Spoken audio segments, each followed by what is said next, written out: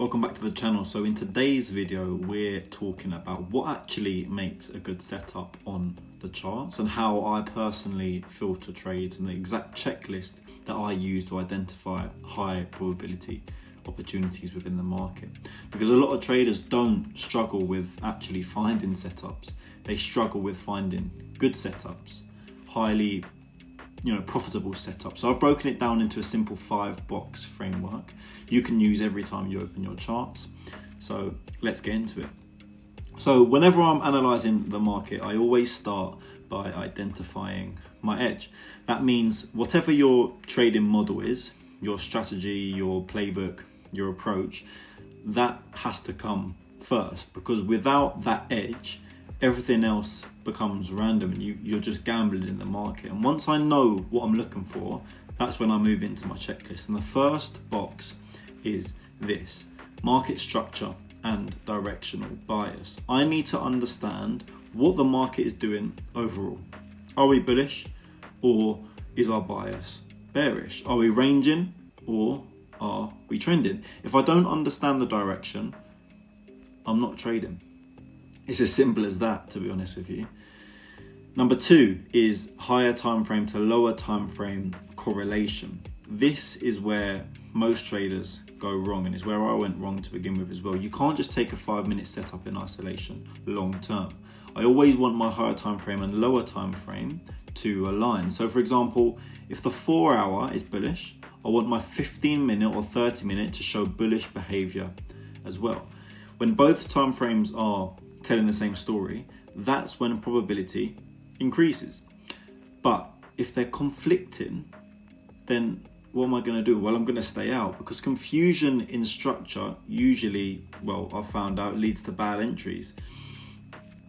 Number 3 then, key support and resistance levels. This is where price actually reacts off. I'm always marking out clean levels where price has previously either rejected or, on the other hand, respected, because the market doesn't move randomly. It reacts at them kind of liquidity zones. So if I see price approaching a strong support resistance level during my directional bias, aligning with it, that becomes a potential setup area. But I don't enter just because price is near a level. I wait for confirmation. All right.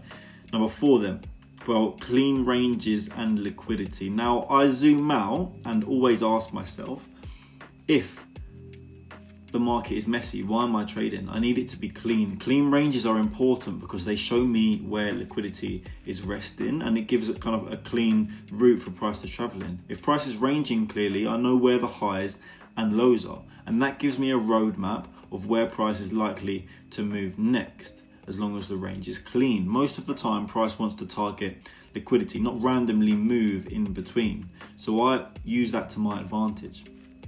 Number 5 is high volume timing. This is the part most traders ignore completely, and it makes a huge difference. They want to trade as much as possible. Even if the best setup means, even the best setup, to be honest with you, it means nothing if it forms during dead market hours and there's no volume.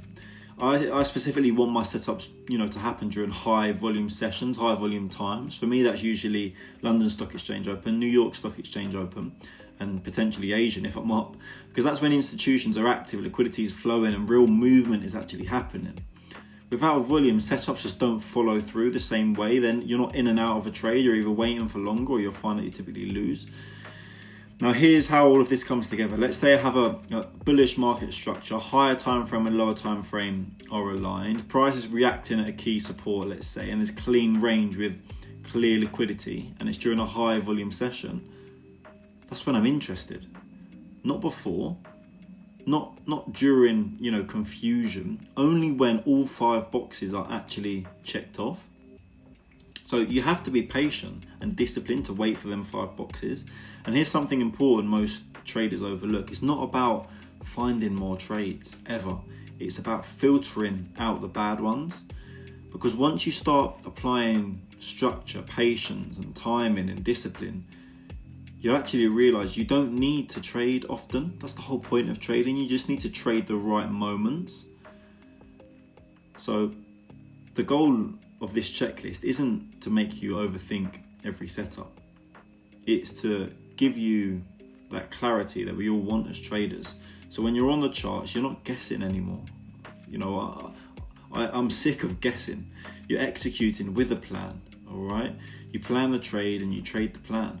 Hope this helps you build more structure in your trading. And if you want more breakdowns like this of, you know, trading tips, etc., let me know, and I'll see you, you know, all in the next video.